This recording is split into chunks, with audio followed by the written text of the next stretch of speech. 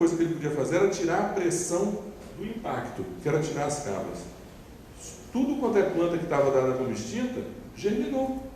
As plantas ressuscitaram. Ah, não, claro que não ressuscitou. Mas existia um banco de sementes numa ilha como Trindade, as plantas brotaram de novo. E a gente não conta com isso. Então a nossa avaliação de plantas é sempre muito ruim. Aí tá, a planta pode estar extinta ou extinta na natureza, que são aquelas plantas que só restaram em cultivo, ou bichos que só em cativeiro, normalmente plantas e bichos usadas pelo homem para N fatores.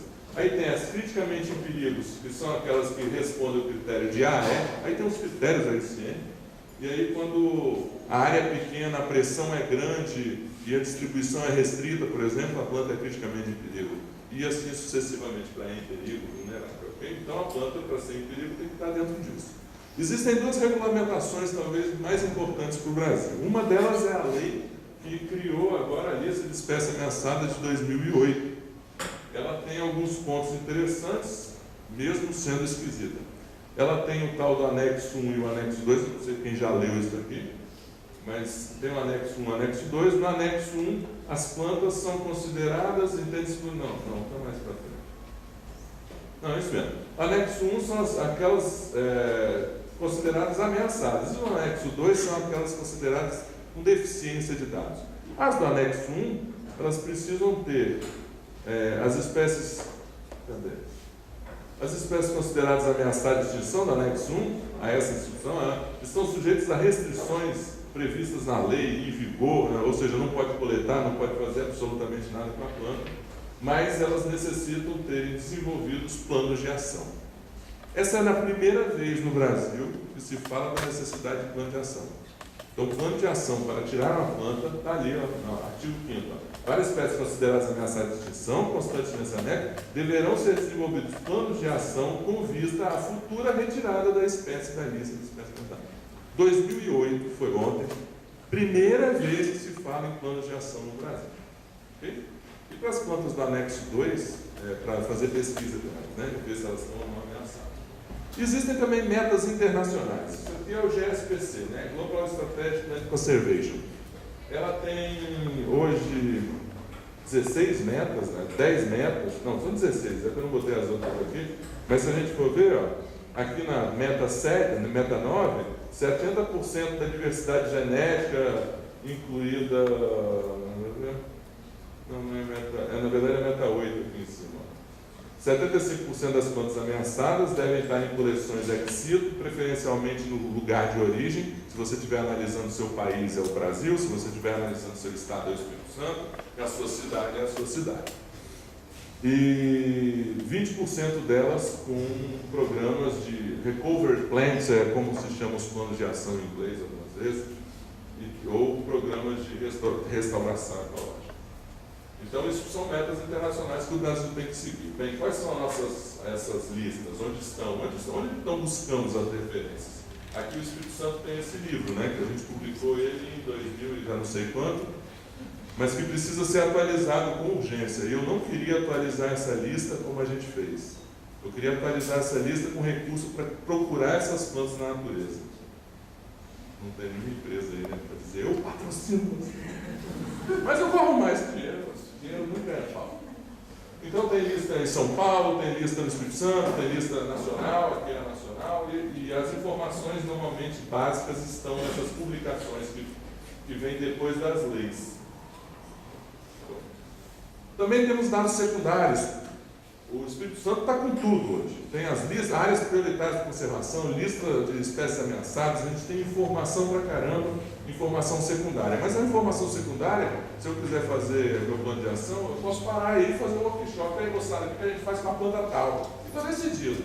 Ou então a gente pode ir atrás de dados mais robustos, onde realmente aí eu começo a cruzar a informação de área prioritária, com herbário. Tem herbário aqui também, A gente tem... Parou aí? Travou? Não foi. Então, informação primária. Está no herbário. O herbário é uma informação primária porque é bruta, porque não foi trabalhada. A gente pega a planta e bota lá. Nem sempre trabalhou.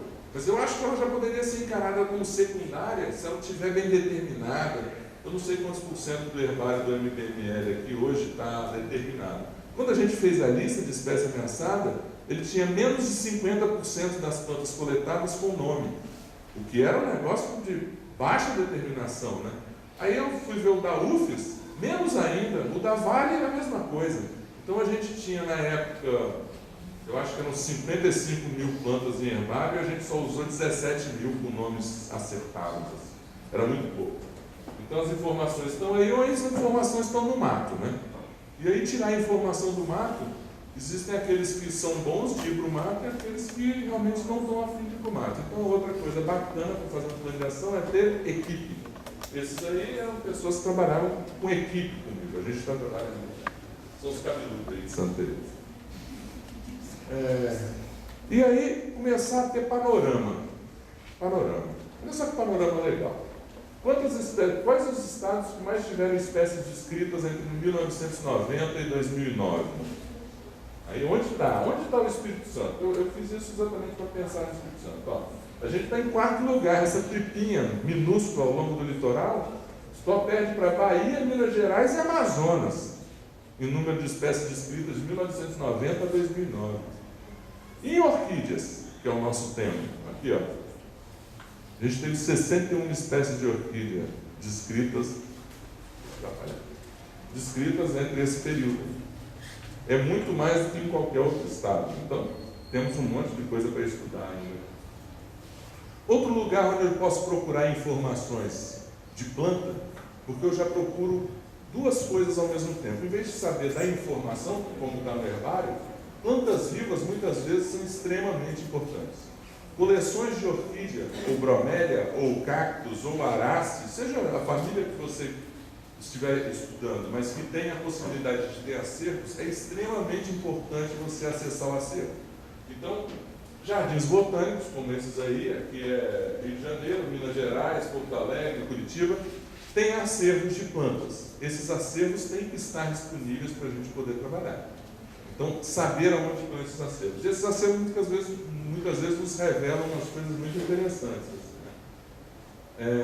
Aqui é o bromeliário do Jardim Botânico, por exemplo, com vários acessos da mesma espécie. Então, se você for precisar de material, ele tem que estar lá, tem que estar registrado. E os jardineiros muitas vezes acham que a planta está bonita é mais importante. Eu enchi o saco dos caras. Eu chegava ao ponto de falar para eles, eles tinham que repetir para mim quando eu perguntava o que é o mais importante aqui, eles tinham que falar etiqueta. Eu falava para eles, a planta é menos importante que a etiqueta, não perca a etiqueta, porque o cara cuida bem da plantinha, vai pegar aquele negócio de plástico e joga para o lado. Acabou. Planta sem informação não se serve para conservação. Quando eu dava palestra para o orquidófilo, eu falava para os caras, planta em vaso é planta morta. Os caras chegavam tremendo quando. Mas eles não guardam informação. Sacrificam exemplares da natureza simplesmente ao bel prazer de enfeitar a sala. Eles não querem saber de onde veio a planta. Alguns até sabem, mas não contam, porque tem medo de perder a planta. Bem, o orquidófilo não é. Aqui é a orquidade da Costa Rica, um outro lugar, aqui também do jardim. Em suma, existem grandes coleções aí com plantas. Muitas vezes algumas plantas nos revelam, algumas instituições dessas nos revelam coisas que são assombrosas. Assim. Isso aqui se chama Esquilha osmanta. Foi descrito em 1894 por Barbosa Rodrigues. E foi plantada no Jardim Botânico do Rio de Janeiro.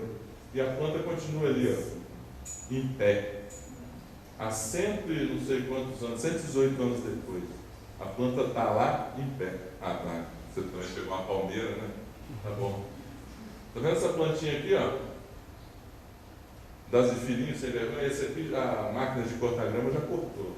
Não tem mais. Cortou há muito pouco tempo atrás. Essa foto eu tirei em 2005. Essa planta aí foi também descrita pelo Barbosa Rodrigues. Está aí, ó, a ilustração antiga. E o exemplar, 118, 117, 118 anos depois.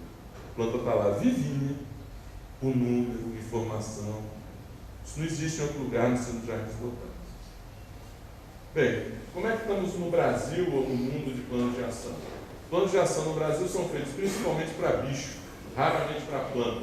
Para planta a gente só tem um plano de ação das cactáceas. E esse plano de ação eu vou botar só uma imagem aqui para vocês. Resultado máximo do plano de ação. Eles tiraram